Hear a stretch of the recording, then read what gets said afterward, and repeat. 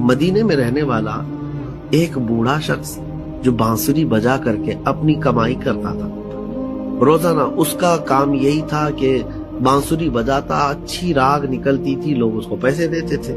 لیکن جیسے جیسے بڑھاپا آیا تو اب سانس پھولنے لگ گئی, اب وہ لے بیٹھ نہیں پاتی, سر نہیں آ پاتے, اب لوگ سننا چھوڑ چکے, اب آمدنی نہیں ہے, بھوکا ہو گیا, کلاش ہو گیا. یہ جنت البقیع کی طرف آیا. یہ دور ہے حضرت عمر فاروق رضی اللہ عنہ. صحیح. تو اب یہ آیا جنت البقیع میں آ کر کے اس نے اپنی بانسری توڑ دی.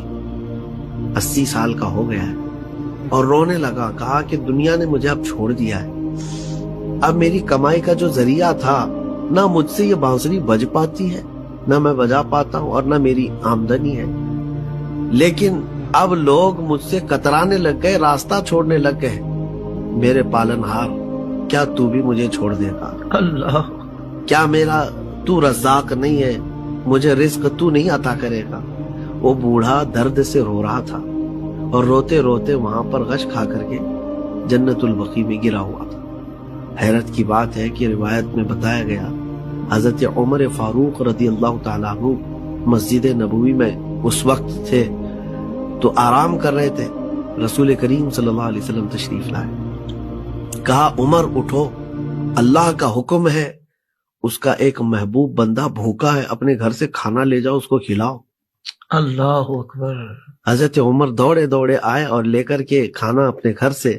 جب یہاں تلاش کرتے ہیں کون ہے, ایک بوڑھا گرا ہوا ہے, اور اس کو اٹھایا.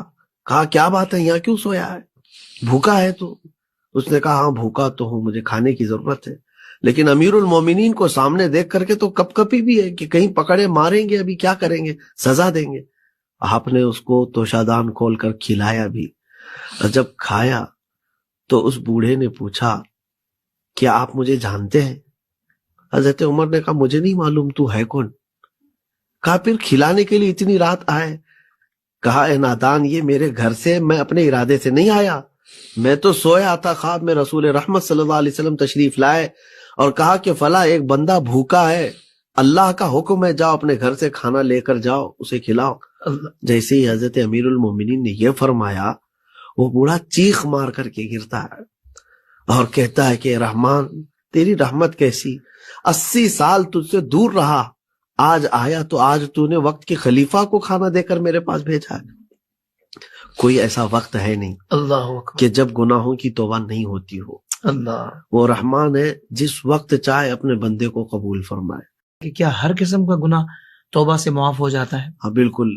آپ کو یہ بھی سمجھ کے چلنا چاہیے کہ توبہ ہے کیا چیز. جی.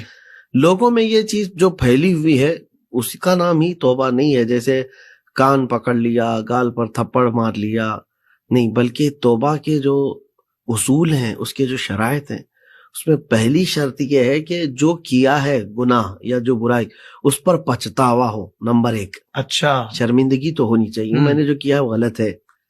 ندامت ہو, تو ندامت آئی تو توبہ کا پہلا درجہ اس کے اندر آ گیا ہے. صحیح. دوسری چیز یہ ہے کہ عزم, کہ اب نہیں کروں گا, اب دوبارہ نہیں کروں. یہ توبہ کے میں شرائط بتا رہا ہوں, اصول بتا رہا ہوں. بالکل صحیح. اور پھر اگر جیسے حقوق ضائع کیے ہیں کسی کے تو اس حقوق کی تلافی بھی کرے.